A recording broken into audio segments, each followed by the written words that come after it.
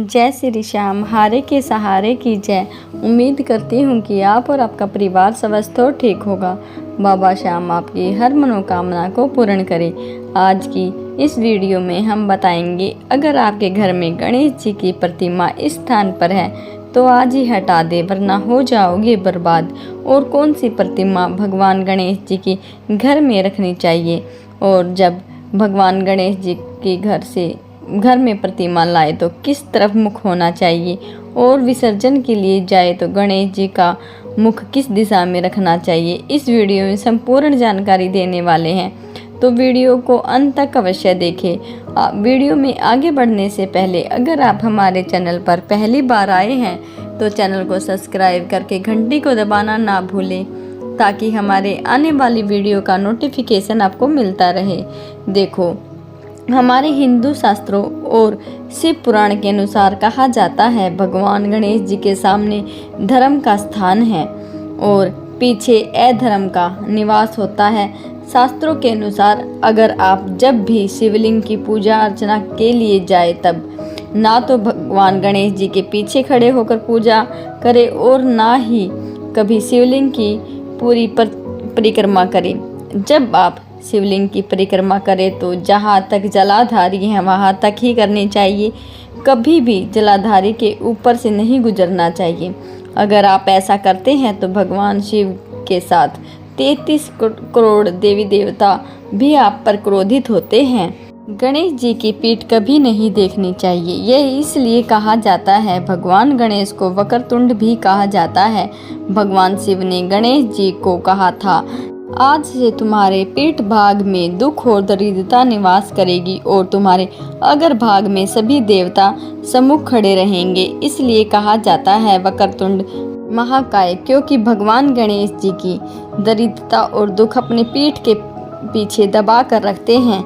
अगर आपके घर में भी गणेश जी की टाइल्स, गणेश जी की मूर्ति, गणेश जी की कोई भी फोटो प्रथम भाग यानी एंट्री डोर पर कभी नहीं लगानी चाहिए, क्योंकि कहा जाता है जब आप घर से बाहर निकलते हैं तो गणेश जी की पीठ आपकी ओर होती है, तो आपके जीवन में दुख तकलीफ आते ही रहेंगे। आप जीवन में बहुत कुछ कार्य करोगे लेकिन सफलता नहीं मिलेगी। लेकिन यदि आपके घर में पहले से टाइल्स लगी है और कोई मूर्ति लगी हुई है तो जिसे आप हटाने में असमर्थ है, हटा नहीं सकते, तो शास्त्र कहते हैं एक फोटो गणेश जी की आप जब बाहर निकले तो उसका मुख आपके सम्मुख में पड़े ऐसी जगह पर लगा देनी चाहिए। ऐसा करने से वह दोष समाप्त हो जाता है। अगर आप कभी भी गणेश जी को घर में विराजमान करने के लिए लाए तो गणेश जी का मुख आपकी ओर होना चाहिए। बहुत ही से मनुष्य ऐसे गलती करते हैं, जब गणेश जी की प्रतिमा अपने घर पर स्थापित करने के लिए लाते हैं तब गणेश जी का मुख घर की तरफ और पीठ अपनी तरफ करके घर में प्रवेश करते हैं। जो मनुष्य ऐसा करता है उसके घर में कभी दुख दरिद्रता समाप्त नहीं होती। साथ ही अगर आप गणेश जी का विसर्जन करने के लिए जाए तो गणेश जी का मुख घर से निकलते समय आपकी ओर होना चाहिए। सभी दुख गणेश जी की पीठ के साथ आपके घर से बाहर चले जाएंगे। अगर आप घर में गणेश जी की प्रतिमा लेकर आए हैं तो गणेश जी की पूजा आराधना करना चाहते हैं तो घर में गणेश जी का सदैव वही प्रतिमा लानी चाहिए जिस प्रतिमा में गणेश जी बैठे हुए मुद्रा में हो। काफ़ी मनुष्य शास्त्रों को एक किनारे करके अपनी पसंद के अनुसार प्रतिमा खरीद कर लाते हैं, जिसके कारण पूजा का फल मिलने की बजाय घर में बहुत से दुख उत्पन्न हो जाते हैं।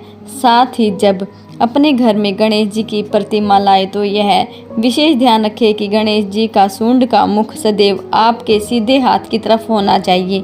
अगर आप किसी व्यापार दुकान या किसी फैक्ट्री आदि जगह पर गणेश जी की प्रतिमा स्थापित करना चाहते हैं तो उल्टे हाथ की सूंड हो गणेश जी की वह स्थापना करनी चाहिए। राइट साइड सूंड गणेश जी के सदैव घर में और लेफ्ट साइड गणेश जी के व्यापार वगैरह में होनी चाहिए।